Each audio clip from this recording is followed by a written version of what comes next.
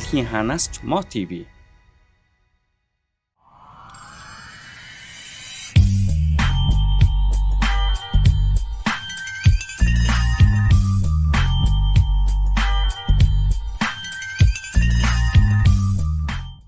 Юу яцхан манайхан Аригун базааны маань шин дугаар эхлэхэд бэлэн боллоо. За би тэгээ та нараас ганцхан юм гуйдаг. Би нэг л юм хэлдэг. Би ганц л юм загдаг.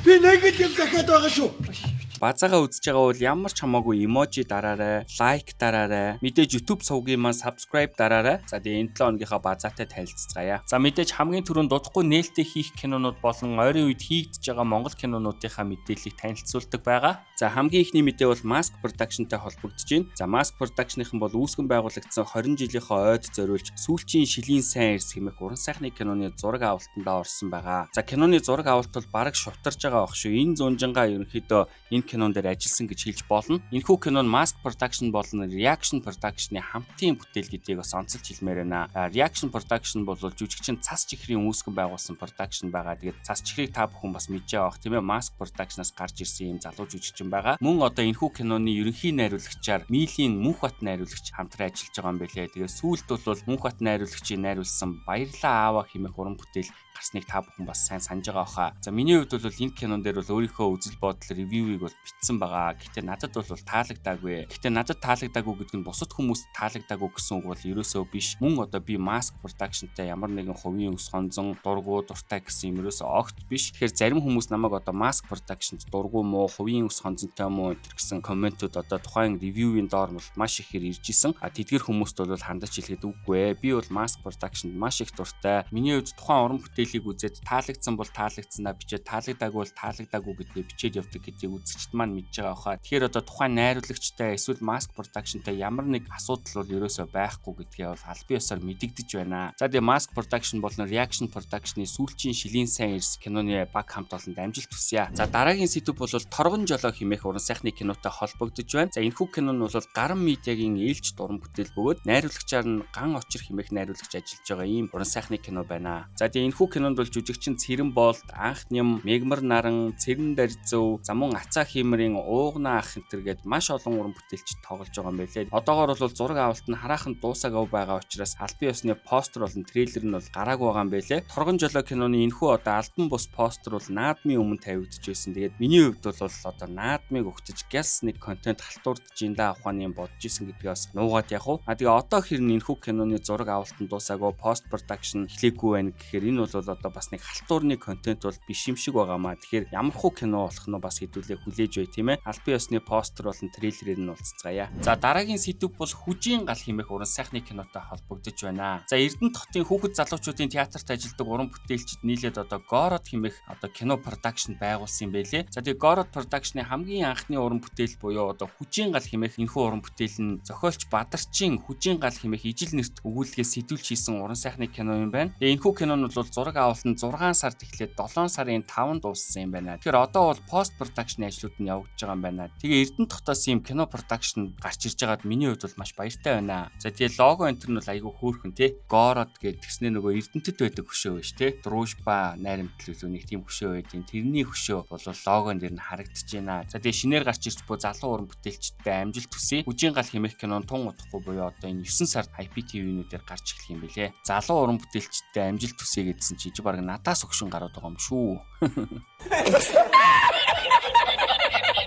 За дараагийн сэдв бол Хоёр нар хэмээх Монгол аниметэй холбогдож байна. За Rockport хэмээх студиогийн Хоёр нар гэдэг одоо Тэмүүжин Жамух хоёрын нөхөрлөл хувь тавилангийн талаар өгүүлэх юм түүхэн сэдвт аниме гарах гэж байгаад миний хувьд бол маш их баяртай байна. Мэдээж энэхүү уран бүтээл нь аниме учраас маш олон залуусын хүч хөдөлмөр, сэтгэл зүтгэл, хөрөнгө мөнгө орсон гэдэгт бол итгэлтэй байна. Хамгийн гол нь Монгол залуусын Монголын түүхийн талаар өгүүлж байгаа ийм аним гарч байгаад миний хувьд бол үнэхээр баяртай байна. Энэхүү одоо Хоёр нар хэмээх аниме нь бол 9 сараас эхлэн одоо үзэгчдийн хүртээл болох юм байна. Мөн одоо албан ёсны постэр дээр Two Sons буюу одоо англиар Хоёр нар гэж бичсэн байгаа нь бол учиртай баха. Энэхүү киногаар бол дэлхийн зах зээл рүү залуус маань бол тэмүүлж байгаа нь бол ойлгомжтой. Тэмүүжин Жамух хоёрын талаар өгүүлж байна гэхээр бол энэ бол дэлхийд гарах боломжтой юм аним гэж миний хувьд бол таамаглаж байна. За тэгээ анхны трейлер нь тун удахгүй цацагдана гэж найдаж байна. Rockport студиогийн залуустай амжилт хүсье. За дараагийн уран бүтээл бол Vivant кинотой холбогдож байна. За Vivant хэмээх одоо Японы цуврал кино бол 2020 2023 онд гарсан даруйдаа бол одоо Японд төдийгүй Азад бол нэлээд ирчийг авсан байгаа. За тэгээ Vivant киноны season 1 дээр Монголоос бас цөөнгүй хэдэн жүжигчид тоглосон гэдгийг та бүхэн мэдж байгаа хаа. Жишээлх юм бол жүжигчин Барса, Цас Чихэр, Эрхэн Баяр гэх мэт маш олон монгол жүжигчид тоглосон байгаа. За тэгвэл тус киноны 2 дугаар улирал энэ сарын 26-наас эхлэн үзэгчдийн хүртэл болох нэ. За тэгээ Vivant кино бол Netflix-ээр цацагдсан гэдгийг та бүхэн бас мэдж байгаа хаа. Одоо ч гэсэн Netflix руу ороод харуул байгаа. Монгол уран бүтээлчтэй Netflix-ээр харна гэдэг бол бас үнэхээр гоё мэдрэмж байдаг. Vivant гэснээр саяхан манай подкастт орсон нэгэн зочин бол одоо Vivant кинотой холбоотой нэг зүйлийн талаар ярьсан. Хэлчүүл муухай юм болно доо. Гэхдээ яг хөө хэлчихэ.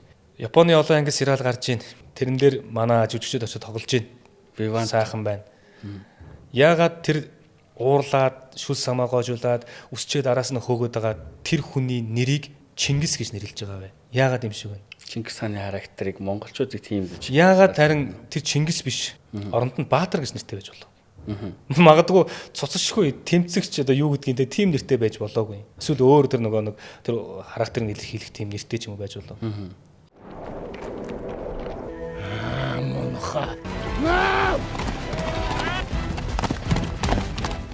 Харин зүгээр ингэ бодглохлоор энэ улсуудад цаана зориг эсвэл ямар нэгэн бодлого, ямар нэгэн зорилтоор хийж байгаа ийм зүйл чинь кино урлаг руу маш хүчтэйгээр гараад үрдсэн байхгүй юу. Дотроо дотоод яам шиг гаднаа гадаад яам шиг байх. Хэрэгтэй хүмүүс нь яа харахгүй манай киноныхан маш жүжигчид байх юм шиг байлээ. За тэгээ Vivant кинотой холбоотой иймэрхүү мэдээлэлүүд байна. За дараагийн сэдв бол өмнө танилцуулсан Овгор хэмээх кинотой холбогдож байна. За Овгор киноны албан ёсны постерууд бол гарсан байгаа. Овгор киноны одоо үндсэн слоган бол хүч чадал хүн чанараас эхэлнэ гинэ. За тэгээ энэ кино бол одоо экшн кино байх нь бол тодорхой боллоо. Овгор киноноос хамгийн ихээр анхаарал татж байгаа зүйл бол 5 дахь жүжигчний нэр байна. Инх төвшингийн Шин Баяр гэж одоо яг ямар жүжигчин байдгийг хэдүүлээ бас харцгаая. За инх төвшингийн Шин Баяр гэж бол одоо ийм залуухан уран бүтээлчүүд юм байна. 2001 онд төрсэн ийм уран бүтээлч юм байна. Миний хувьд бол энэ хүү жүжигчнийг бол өмнө нь ерөөсөө ямар нэг кинон дээрээс бол огт харж байгаагүй. Гэхдээ Овгор кинотой бол нийцхүйц харагдаж байна. За тэгээ Овгор киноны албан ёсны трейлер тун удахгүй цацагдана гэдэгт бол итгэлтэй байна. За одоо та бүхэндээ кино урлагийн иргэн тойронд болсон мэдээлэл одоо сенсацтай зүйл юу вэ?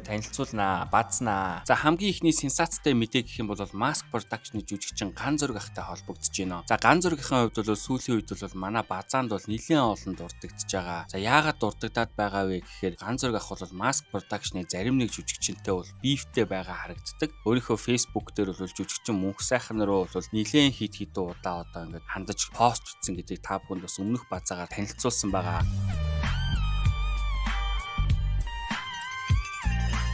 За тэгвэл саяхан жүжигчин Эрдэнэзан өөрийнхөө Facebook дээр нэг юм пост хийсэн байгаа. Бид яагаад хийсэн бүтээсэн хөдөлмөрлсөн нэгнээрээ бахархаж хүндэлж чадхаа болчихвоо гэдэг ийм пост бичсэн. Тэгсэн чинь одоо энэхүү постныхын доор бол Маскын мөнх сайхан ах комент хийсэн байгаа. Бидний үе чинь хэлж ярьж байгаа бүхий л үг ерөөл шахан болсон буурлуудын сургаал дундуур туучиж унтаж амрахтаа маргааш юу хийх вэ гэдгээ төлөвлөөд эрт амарч эрт сэрдэг байжээ. Одоо цаг дийлийнх нь хиг ёг гэсэн бэлэгдэлгүй хитгэн үгээр мэдлэлцэж юу байна, юу ч алгаа гэх мэт шүнжин утас ухан сөрөг мэдээллээр тархиа цэнэглээд амарсан болно. Үдийн алдад сэрээд хар нүд хуу татаад өнөөхөө асаагаад хин нэг муулсан дээр нь дэвслэн. Магтсан ч байсан дэвслэн. Найзынх нь хариулт ийм л байна хөө. Гэт ийм комент бичсэн чинь үүнийхэн дор бол Маскын Ган Зураг ах реплай хийсэн байгаа. Одоо мөнх сайхан ахыг меншн хийгээд пөөх тийм үү? Үг үйлдэл хоёр нь зүрх юм аа гинэ. За Mask Production-ы жүжигчин Ган Зураг бол өмнө нь одоо мөнх сайхан ахт бол дарамтлуулдаг байсан, дээрлхүүлдэг байсан, гадуурхагддаг байсан гэх мэт маш олон постуудыг бичсэн. Та бүхэн өмнөх базаагаар бас хараарай. Энэхүү одоо биф нь бол үргэлжилсэн хിവэрэ байна. Харин мөнх сайхан ах бол ямар ч хариу комент бичээгүй, ямар ч үг хэлээгүй, ямар ч мэдээлэл бол хийгээгүй байгаа. За тэгээ энэ бүхэн яг ямар учиртай зүйл болоод байна вэ гэдгийг цаг хугацаа харуулах байхаа.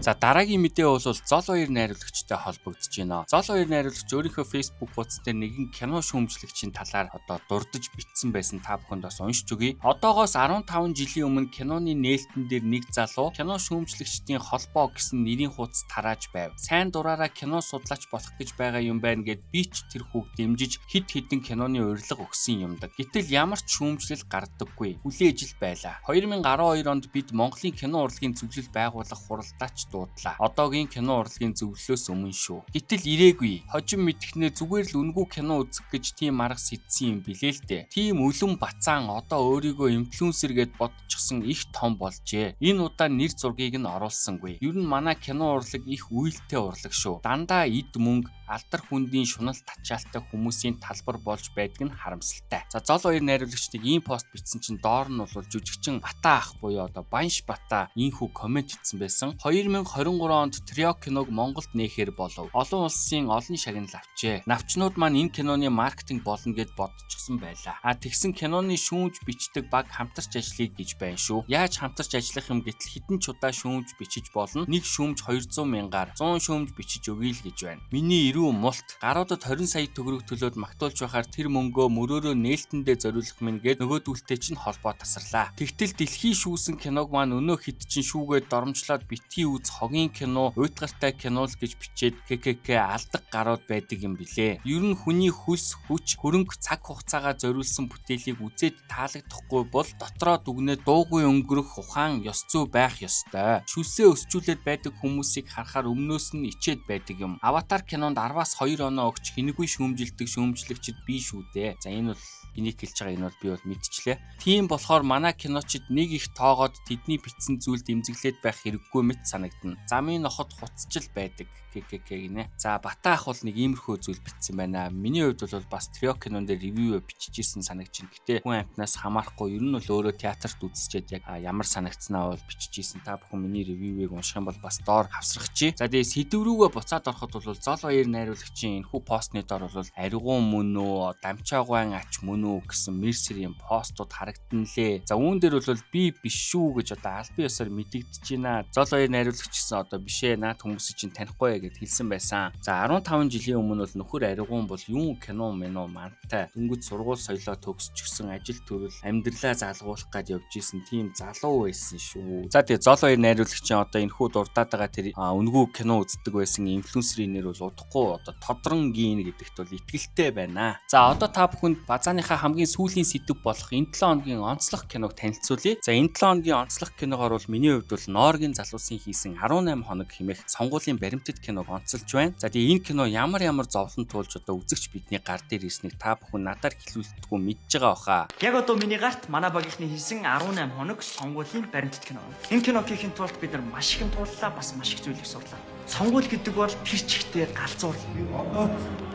Сонгуул гэдэг бол маш их хэмжээний мөнгөний өрсөлдөөн. Ирэх баригч нар бол Норгийн залуусаас хэрхэн одоо айж дагжин жижирч тийм ээ Норгийн залуусыг шүн дөлөөр байрж авч цагдан хорж байцааж энэхүү одоо 18 хоног баримтат киноныхан хар дүрс бүхий хаартыг нь хурааж авч байсан цаг үе бол саяхан. Тэгээ 18 хоног киног бол бүтэн үзэхэд бол нэг тийм амар айгаал чичрээд байх юм бол байхгүй байна. Магадгүй байгаагүй учраас ирэх баригч нар бол Норгийн залуусыг тавьж явуулсан боловч гэж миний хувьд бас бодлоо. Энэхүү кино нь бол 2 цаг хүрэхгүй хугацаанд бол сонгогч нарт маш их сонгуулийн боловсрол олгох бүр хичээл шиг ийм кино болсон байна. За тэгээ энэ киноны найруулагчаар бол Phoenix Zotan's Diary гэдэг Facebook пэйжийг ажилуулдаг Zotan буюу одоо Pagma гэдэг бүсгүй ажилласан байгаа. Zotan маань бол киноны талаар маш их өргөн дэлгэр мэдлэгтэй, бас ревювийг маш гоё бичдэг тий. Ревю шүүмжийг бол маш гоё бичдэг ийм бүсгүй байдаг. Тэгээд манай Аригун подкастад бас өмнө нь орж исэн. Та бүхэн үзхийг хүсвэл би доор description хэсэгт Zotan-ы орсон дугаарыг хавсрахчи. Хамгийн гол нь энэ киноны онцлог бол ямар нэгэн нам эвсэл нэр дэвшигчээс үл хамааран зөвхөн одоо сонгогч нарын нүдээр одоо аймаг хотуудад сонгуул яаж явсан талаар өгүүлдгээр явуул онцлогтой. Тэгээ та бүхнийг заавал энэхүү одоо Норгийн бүтээсэн 18 хоног баримтат киног үзээрэй гэж хүсэж байна. За мөн одоо Норгийн залуустай хандаж хэлэхэд дараагийн сонгуул болохоос өмнө Монгол улсын одоо сонгуул өгөх насны бүх иргэнд энэхүү киног ямар нэг байдлаар хүргээч гэдэг хүсэлтийг тавьж байна. За тэгээд энэ 7 хоногийн онцлог кино бол Норгийнхны бүтээсэн 18 хоног сонгуулийн баримтат кино байлаа. За тэгээд кино уран бүтээлч та бүхэн ч гэсэн манай базааны 7 хоногийн онцлог кино болонд бол өөрийнхөө киног ревю хийх боломжтой байгаа шүү. Хэрвээ хүсэх юм бол та бүхэн миний инстаграмаар холбогдоорой. За Аригун базааны машин дугаар энэ хүрээд өндөрлөж байна. Та бүхэн subscribe дараарай. Мөн одоо хамгийн гол нь лайк, коммент юм байлээ шүү. Манайхаа YouTube-ийн алгоритм тэгж ажилт юм байлээ. Лайк дараад коммент бичиж байгаа видеог бол дээш нь явуулаад илүү олон хүнд үзүүлээд идэв юм байлээ. Тийм болохоор та бүхэн манай контентыг үзээд нэг лайк дараад те эможи ч болсон үлдээгээд гарч байгаарай. Энэ нь бол маш хэрэгтэй байлээ шүү. Та MoTV аппликейшнээр сүүлийн үеийн бүх төрлийн кино контентуудыг дэлхийн аль ч өнцгөөс өөрийн хүссэн төхөөрөмжөөр хүлээн авч үзээрэй.